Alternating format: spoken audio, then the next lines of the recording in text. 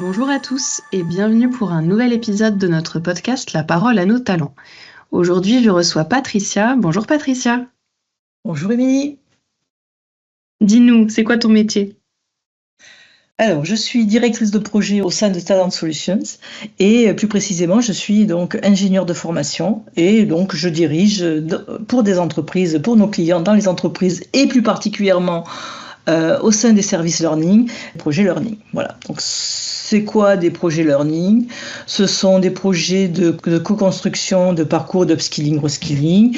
Ce sont des dispositifs comme la FEST par exemple que nous concevons et que nous déployons chez nos clients. Et puis le troisième volet, un volet conseil et audit sur les pratiques de formation en entreprise. Rapidement, peut-être juste qu'est-ce qui m'a amené, comment je suis arrivée là et qu'est-ce qui m'a amené à déployer ce type de mission. J'ai commencé dans l'informatique et dans l'informatique, en fait, le fil que j'ai pu tirer, c'est la transmission. J'étais très attirée par tout ce moment où en fait on rend simple ce qui paraît obscur, où on comprend que ce qui est évident pour soi ne l'est pas forcément pour l'autre. Et donc c'est ce fil-là en fait que j'ai choisi de suivre. Et donc de l'informatique, j'ai changé de cap pour entrer dans la formation. Et puis dans la formation, formé pendant un peu plus de 15 ans des formateurs. Donc rôle exigeant, puisque là on travaille et le fond et la forme et surtout la posture avec des formateurs. Cette étape-là était importante par rapport à la capacité d'écoute que ça m'a permis de développer.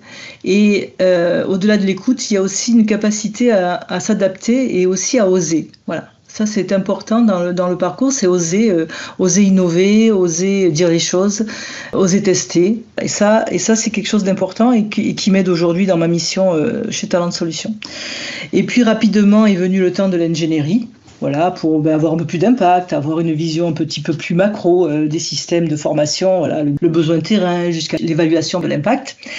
Et voilà, c'est comme ça que je regroupe donc 3 volets de l'informatique, la formation des formateurs et l'ingénierie pour aujourd'hui donc me situer donc à la croisée du conseil stratégique et de l'innovation pédagogique. Super. Et qu'est-ce qui te plaît, toi, dans ce métier? Alors, ce qui me plaît dans ce métier, c'est de faire le lien entre le stratégique et l'humain. En fait, c'est un métier où on est au contact des personnes, mais au-delà d'être en contact des personnes, on est en contact des organisations dans lesquelles évoluent ces personnes-là, et du coup, on rentre dans les coulisses en fait d'une entreprise, un peu comme dans un écosystème. Et là, ce qui me plaît, c'est d'écouter, c'est d'observer, c'est d'essayer d'éclairer un peu les zones grises, aider les équipes à redonner du sens en fait aux dispositifs qui sont en place.